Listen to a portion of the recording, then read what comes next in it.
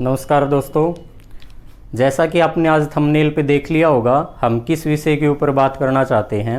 तो बिल्कुल हाँ, आज का जो हमारा विषय रहेगा रंजन गोगोई, जो भारत के उच्चतम न्यायालय के सुप्रीम कोर्ट के पूर्व मुख्य न्यायाधीश थे। और सोमवार को भारत के राष्ट्रपति रामनाथ कोविंद जी ने रंजन गोगोई को राज्यसभा का सदस्य मनोनीत किया है, उसके लिए नामित किया है। तो एक बार इसके बारे में देखते हैं। राज्यसभा अनुच्छेद 80, भारत का जो संविधान है उसका अनुच्छेद 80, इसमें राज्यसभा की संरचना का उल्लेख है। और राज्यसभा के वर्तमान में 245 सदस्य हैं।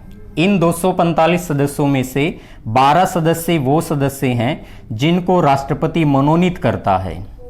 12 सदस्यों को राष्ट्रपति मनोनीत करता है। तो राष्ट्रपति ने हाल ही में रंजन गोगोई, जो सुप्रीम कोर्ट के पूर्व चीफ जस्टिस रह चुके हैं, उनको राज्यसभा का सदस्य नामित किया है। तो राज्यसभा का सदस्य जब नामित किया है तो बहुत सारे छात्र, जैसे 3 दिन पहले जो क्लास थी उसमें भी बोल रहे थे कि रंजन गोगोई को राज्यसभा का सदस्य मनोनीत क्यों कर दिया, क्योंकि अनुच्छेद 80 ये कहता है कि राज्यसभा का सदस्य जो 12 सदस्य हैं, ये 12 सदस्य जो मनोनीत किए जाएंगे ये किस किस फील्ड से होंगे, किस किस क्षेत्र से होंगे। तो राज्यसभा के अंदर राष्ट्रपति के द्वारा जो 12 सदस्य मनोनीत किए जाते हैं, ये 12 सदस्य एक तो होने चाहिए सामाजिक कार्यकर्ता, या इनको जन सेवा से भी बोल सकते हैं, जन सेवा क्षेत्र से।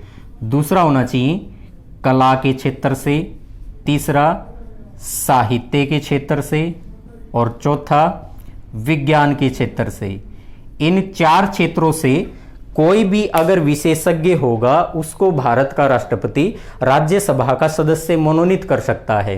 तो जब रंजन गोगोई को इस बार मनोनीत किया गया है तो इन 4 फील्ड में से तो कह रहे थे कि राज्यसभा में इन 4 फील्ड के अलावा तो और कुछ बात दे ही नहीं रखी। तो एक बात का हमेशा ध्यान रखें, जब भी हमारा संविधान बनाया गया था तो संविधान निर्माताओं की जो भावना रही थी वो भावना यही रही थी कि जो ये 4 क्षेत्र जोड़े गए हैं ये केवल उदाहरण स्वरूप हैं।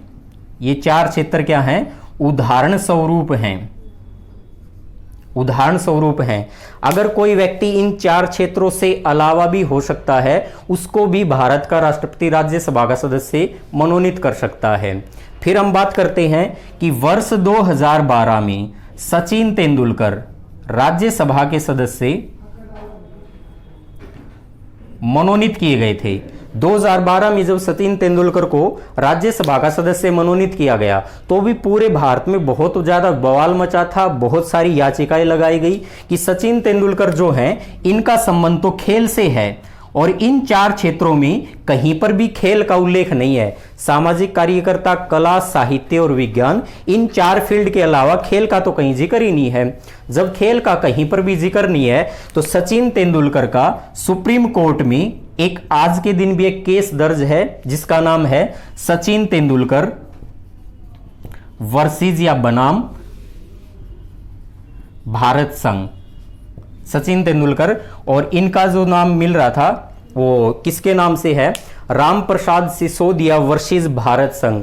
ये मामला आज भी सुप्रीम कोर्ट में दर्ज है। और सुप्रीम कोर्ट में जब सचिन तेंदुलकर का मामला गया था, याचिका डाली गई थी, तो भारत के सुप्रीम कोर्ट ने एक जवाब दिया था कि सचिन तेंदुलकर जो खेलते हैं, क्रिकेट का खेल खेलते हैं और क्रिकेट के माध्यम से पूरे देश को अपने आप में क्या करते हैं, आगे लेकर चलते हैं। ये पूरे देश की तरफ से खेल रहे होते हैं, और जब भी अन्य देशों में जाके ये भारत का प्रतिनिधित्व करता है तो खेल को एक कला माना जाएगा, खेल को एक कला माना जाएगा।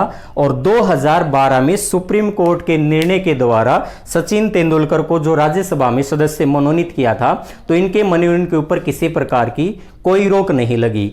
अब 2020 में जो अब 16 मार्च गई है, इस 16 मार्च 2020 को पूर्व चीफ जस्टिस रंजन गोगोई, इन रंजन गोगोई का भी क्या है, राष्ट्रपति ने गृह मंत्रालय की सिफारिश के बाद राज्यसभा का सदस्य मनोनीत कर दिया।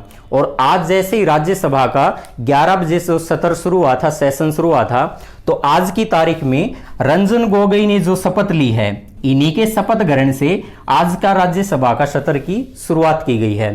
तो रंजन गोगोई ने आज की तारीख में शपथ ले ली है।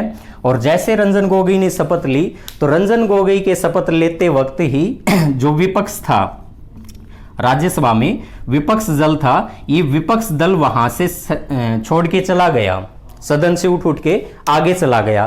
कारण क्या था कि रंजन गोगोई भारत के उच्चतम न्यायालय के मुख्य न्यायाधीश थे। और जब उच्चतम न्यायालय का मुख्य न्यायाधीश था, तो उसके बारे में आपने एक चीज को पढ़ रखा होगा कि उच्चतम न्यायालय का कोई भी मुख्य न्यायाधीश होगा, वो आफ्टर रिटायरमेंट किसी भी प्रकार का कोई लाभ का पद नहीं ले सकता, किसी प्रकार का कोई लाभ का पद नहीं ले सकता। तो इस बात को तो मैं एकदम क्लियर कर देता हूं कि रंजन गोगोई जो राज्यसभा के सदस्य मनोनीत की गई और उन्होंने आज शपथ भी ले ली, तो राज्यसभा के वो सदस्य भी बन गई, तो वो राज्यसभा का सदस्य है, वो किसी प्रकार का लाभ का पद नहीं है। क्योंकि अनुच्छेद 58 के अंदर ये पूरा बात को स्पष्ट कर दिया कि भारत में राष्ट्रपति का पद, उपराष्ट्रपति का पद, केंद्र व राज्य सरकार में मंत्री या सांसद का पद जो भी होगा, वो लाभ का पद नहीं होगा। और जब ये लाभ का पद नहीं है, तो भारत का जो ये राज्यसभा का सदस्य मनोनीत किया है, तो इनके मनोनयन के ऊपर किसी प्रकार की कोई रोक नहीं लगाई जाएगी। तो किसी के दिमाग में एक और क्वेश्चन आ गया होगा, जब इनके मनोनयन के ऊपर रोक नहीं लगेगी, तो हमारे पास एक तो ऑप्शन होगा कि हम सुप्रीम कोर्ट में जा सकते हैं। तो हम सुप्रीम कोर्ट में बिल्कुल जा सकते हैं, और जाने की आवश्यकता भी नहीं है। कल की जो तारीख थी, उस कल की तारीख में मधु पूर्णिमा केसवर, इन्होंने सुप्रीम कोर्ट के अंदर एक याचिका लगा दी, सुप्रीम कोर्ट में एक याचिका लगा दी, और याचिका अब लग चुकी है। तो मेरे हिसाब से जहां तक मैं देख पा रहा हूं, तो कल की जो तारीख थी 18 मार्च 2020, तो 18 मार्च 2020 को मधु पूर्णिमा केसवर ने सुप्रीम कोर्ट में याचिका लगा दी कि जो सीजीआई हैं, चीफ जस्टिस ऑफ इंडिया है, इनको राज्यसभा का सदस्य जो मनोनीत किया गया है वो ढंग ठीक नहीं है। क्योंकि chief justice of India after retirement कोई लाभ का पद नहीं लेगा। तो भारत के संविधान ने ये तो डिफाइन कर दिया कि भारत का कोई भी राष्ट्रपति है, उपराष्ट्रपति है, केंद्र व राज्य सरकार में मंत्री का पद लाभ का पद नहीं होगा। लेकिन मुझे लगता है कि ये याचिका आने वाले समय के अंदर खारिज कर दी जाएगी। क्यों खारिज कर दी जाएगी? क्योंकि जो रंजन गोगोई राज्यसभा का सदस्य जो बना दिया गया है, मनोनीत कर दिया गया है, इन्होंने आज की तारीख में, जो आज 19 मार्च 2020 है, आज की तारीख में इन्होंने, आज जो सेशन शुरू हुआ था 11 बजे, तो 11 बजे जैसे ही सेशन शुरू हुआ, तो रंजन गोगोई की शपथ से ही आज का सेशन शुरू हुआ था, और उन्होंने राज्यसभा की सदस्यता आज ले ली है, राज्यसभा के सांसद बन गए हैं। तो मुझे नहीं लगता कि राज्यसभा का जो सांसद बना है उसने किसी प्रकार से संविधान का अतिक्रमण किया है या उल्लंघन किया है। और जब ये भावना रही है संविधान का उल्लंघन नहीं हो पाया था, तो याचिका के अंदर कोई ज्यादा दम नहीं लग रहा। ये याचिका शायद आने वाले समय में रद्द भी हो सकती है। सुप्रीम कोर्ट इसको देखते ही क्या कर सकता है, कैंसिल भी कर सकता है। बाकी ये सारी बातें आने वाले भविष्य के गर्भ में है कि क्या होगा क्या नहीं होगा। लेकिन रंजन गोगोई ने आज की तारीख में शपथ ले ली है। तो आज के लिए इतना ही। जय हिंद, जय भारत।